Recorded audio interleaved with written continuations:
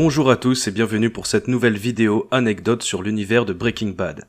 Je suis toujours en train de préparer la grosse vidéo récap de la première partie de la saison 6 de BCS. En attendant qu'elle sorte, je publierai quelques vidéos histoire de vous faire patienter. Alors si vous êtes fan de l'univers Breaking Bad, installez-vous confortablement, c'est parti!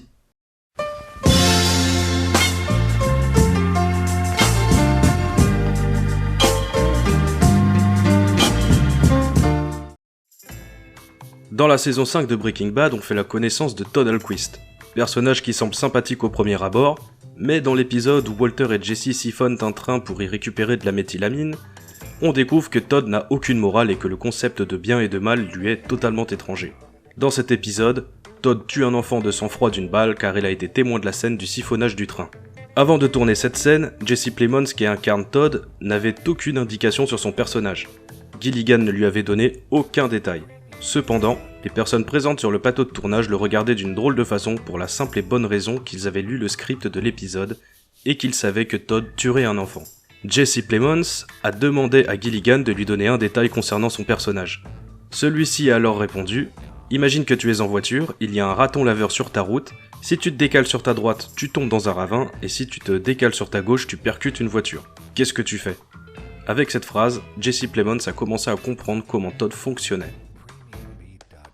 Dans l'épisode final de Breaking Bad intitulé Felina, Walter libère Jesse avant de mourir. La dernière image de Jesse nous montre le personnage au volant d'une El Camino. 6 ans après la fin de Breaking Bad, le film El Camino débarque sur Netflix et AMC pour nous raconter ce qui arrive à Jesse après les événements de la série mère. À la fin du film, Jesse donne une lettre à Ed Galbraith une fois qu'ils arrivent en Alaska. Cette lettre est destinée à Brock, le fils d'Andrea, froidement assassiné par Todd dans la saison 5 de Breaking Bad. Cette lettre est le point de départ du film El Camino.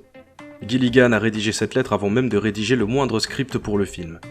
Dans la toute première version du script, le film se terminait avec une voix off de Jesse en train de lire la lettre. Cette scène n'a pas été conservée dans le script final. Aaron Paul a insisté pour que cette scène soit conservée, Gilligan lui a alors répondu d'enregistrer une voix off et finalement, Aaron Paul ne l'a jamais enregistrée. Et si vous vous demandez ce qui est écrit dans cette lettre, eh bien, vous devrez harceler Aaron Paul sur les réseaux sociaux car il l'a gardé après le tournage de El Camino. Lors de la fameuse scène western dans laquelle Jesse affronte Neil dans un duel à mort, Jesse a en réalité été touché par une balle. Dans une scène coupée du film, on voit Jesse qui retourne au volant de sa voiture après le duel, il replace le rétroviseur et il laisse une trace de sang. Il se rend ensuite chez Ed Galbraith, mais affaibli par la blessure, il s'endort au volant devant le magasin.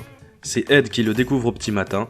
Il sort Jesse de la voiture, le soigne, puis lui prépare ses nouveaux papiers et l'emmène en Alaska. Ces scènes sont disponibles dans les bonus du Blu-ray et du DVD El Camino. Tuer Gus Fring n'a pas été une mince affaire pour Walter White, mais pour les scénaristes, ce fut aussi un véritable casse-tête. L'équipe de scénaristes qui travaillait avec Vince Gilligan a longtemps cherché comment tuer Gus.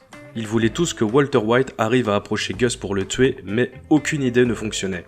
Par la suite, ils ont trouvé cette idée selon laquelle Walter aurait réussi à prendre contact avec un baron de la drogue qui purgeait une peine de prison. Walter aurait alors proposé une alliance avec l'homme incarcéré pour éliminer le patron de Los Pollos Hermanos. Là aussi, les scénaristes n'ont pas trouvé comment faire pour que Walter rencontre cet homme et finalement l'idée a été abandonnée et vous connaissez la suite. Gus est tué à cause d'une bombe posée sur le siège de Hector Salamanca. Pour le rôle de Walter White, Vince Gilligan souhaitait engager un acteur capable de faire rire. Alors qu'il était chez lui et qu'il regardait un épisode de la série Malcolm, il se rendit compte que l'acteur qui jouait Hal, le père de famille, n'était autre que Bryan Cranston, qu'il avait dirigé dans un épisode de X-Files. Il ne l'a pas reconnu tout de suite car sur le tournage de l'épisode de X-Files, Bryan Cranston portait une barbe. En regardant Malcolm, Gilligan a compris que Cranston était aussi capable d'être drôle. Accompagné de Melissa Bernstein, productrice du show, il a alors organisé un rendez-vous avec Bryan Cranston pour lui soumettre le script de Breaking Bad et lui demander de jouer dans la série. Tout en restant mesuré, Cranston a dit « Oui, j'aime bien le script, pourquoi pas ?» Puis il a ajouté qu'une autre chaîne de télé le souhaitait ardemment pour une série et qu'elle insistait beaucoup pour l'engager. A priori, Bryan Cranston n'était pas du tout en négociation pour une autre série, il cherchait juste à avoir plus d'argent pour incarner Walter White.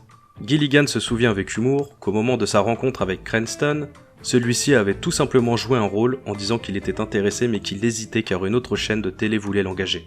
Gilligan a expliqué mot pour mot j'avais oublié que parfois les acteurs jouent un rôle, sous-entendu que même en dehors d'un plateau de tournage, un acteur peut aussi jouer un rôle.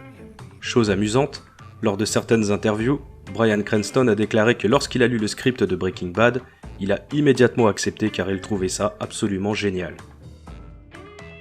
Grande fan de Breaking Bad, l'actrice Elizabeth Moss, que vous avez peut-être vue dans The Handmaid's Tale ou encore Top of the Lake, a attrapé Vince Gilligan lors d'une cérémonie pour lui demander pourquoi il avait arrêté cette série. Elle était en train de lui passer un savon, bien évidemment sur le ton de l'humour. C'est tout pour cette vidéo anecdote, si vous aimez ce format dites-le moi dans les commentaires, vous pouvez aussi proposer des idées de vidéos. Laissez un petit pouce bleu pour aider la chaîne à grandir et abonnez-vous pour ne rien rater. N'hésitez pas à me suivre sur Twitter, qui est le réseau sur lequel je suis le plus actif. J'y publie régulièrement des news sur l'univers Breaking Bad, j'y publie aussi des traductions d'interviews, etc. Vous pouvez aussi me suivre sur Instagram, ou encore sur mon Discord, les liens sont dans la description. Prenez soin de vous, on se dit à très bientôt pour du nouveau contenu. Ciao!